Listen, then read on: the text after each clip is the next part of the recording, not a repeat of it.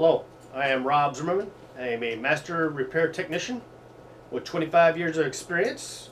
I belong to the American Automotive Maintenance and Repair Association.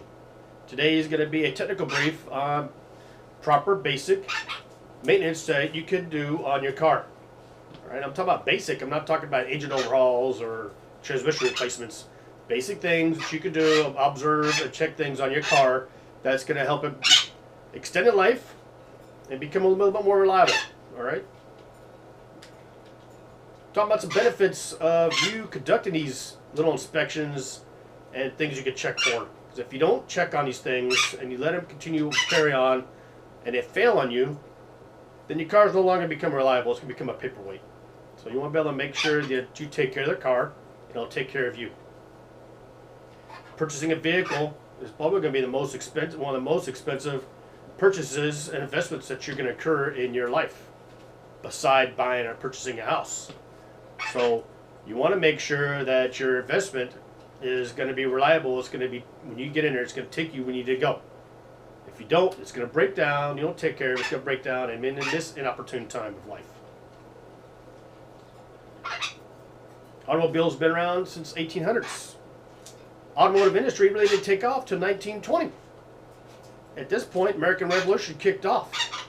All right, this allowed the Americans and civilians population to get in cars and drive around a lot and transport to either go to school, work, jobs, visit people. Okay.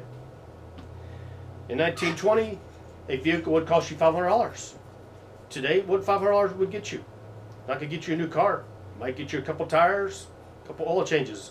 Today, new cars are running $25,000, $35,000, $45,000, and $55,000 for new cars. This doesn't include automotive insurance. Doesn't include gasoline. Okay. Gasoline, we're looking at your oil changes, oil filters, tires, brakes. These are not going to be included in the warranties if you're purchasing a new car. So these are maintenance costs that you're going to incur out of pocket. Let's look at the car tires. All right, very important that your tires, that they maintain, they're in good shape. They ain't going to maintain the friction between the road and the car. All right, if they're not maintained properly, then you're going to slide off the road. That's straight and simple. All right, maintain. Need to do visual inspections on your tires once in a while. Walk around, check them out. Check them out, the visual part of it, to make sure to check for cracks. If there's cracking on it, that means it's dry rot, and you might have to change the tires soon. See if there's any kind of bulging going on. I mean, it's going to blow on that side. Check out your tire pressure. Tire pressure is very important. Tires are rated for a certain pressure. All right, so if you have too much pressure, it's not very good for a tire. If you have it's under pressure, it's not going to be good for the tire. So tire pressure ratings are actually on the side of the tire, and you can be able to check it with a tire pressure gauge. Tread. All right, very important that you check the tread. You can check the tread using a nickel. All right. Just flip the nickel upside down. George Washington's head inside the tread. If you see his head, guess what? You need to replace the tires. Don't let your tires run bald.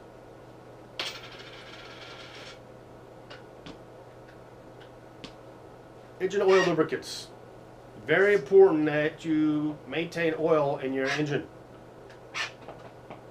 They will cool your engine down. If you don't have enough oil present in the engine, guess what? You're going to cause some serious damage to your engine. You cause serious damage to your engine, guess what? It's going to cost you a lot of money to repair it. So different types of oil we're looking at. There's regular oils and there's synthetic oils. So you can't intermix the oils. So if you know, you got to understand and know which oil's in your car. How to check the level? You're going to check using the dipstick. All right, you got to locate the dipstick in the engine compartment. You're going to pull it out. Then you got to check there's a high mark and a low mark, and there's a medium mark. If you have a high oil level, it's too high. If it's really low, you need to know what oil it is so you can fill it up and put it back to the regular operating parameters. You don't want to check the oil when the car is hot. You want to check it in the morning when it's cool on a flat level area. Adding oil, again, you want to make sure that you know what the oil is. You just can't intermix synthetics to regular oil. When you add oil, you're just going to be able to make sure you know where to add the oil into the oil engine cap. And then the pure distance changing the oils out is oil will be regular is 3,000 miles and synthetic about 10,000 miles. Sometimes if you don't know the miles, the little oil indicator maintenance light will come up on compartment, the engine compartment right there will let you know that soon you don't change the oil. Engine coolant, all right. Purpose of the coolant, helps remove excessive heat from the engine. All right, it's a mixture of water and antifreeze. Okay. These are very important that you maintain these at a proper level. If they go too low, guess what? Your car is going to overheat. If you have, you make sure you have it high. That's a good level. Big thing about antifreeze, it doesn't freeze. So if you're going into sub-zero below freezing, if you don't have a proper mix, you're going to freeze your engine, and you could crack it. Okay. You also want to make sure you check the water levels before you go on long trips. All right, never check the level while the engine's hot.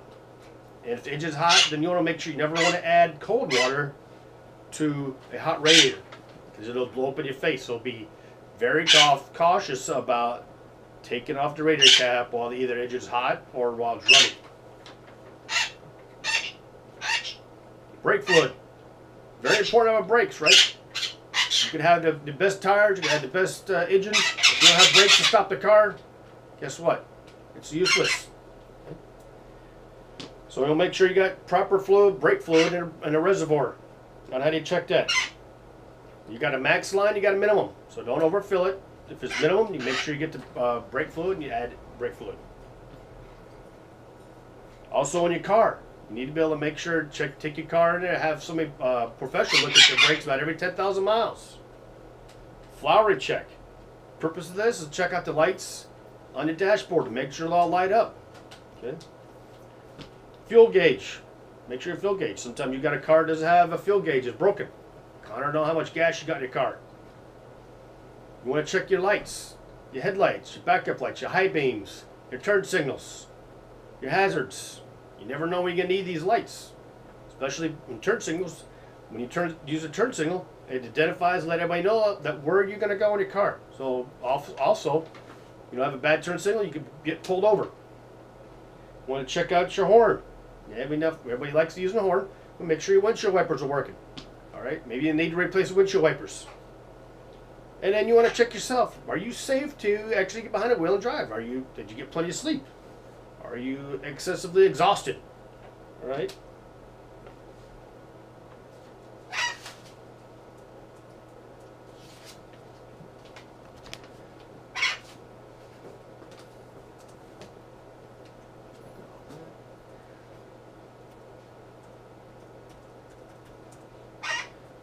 So here's a picture of the engine compartment.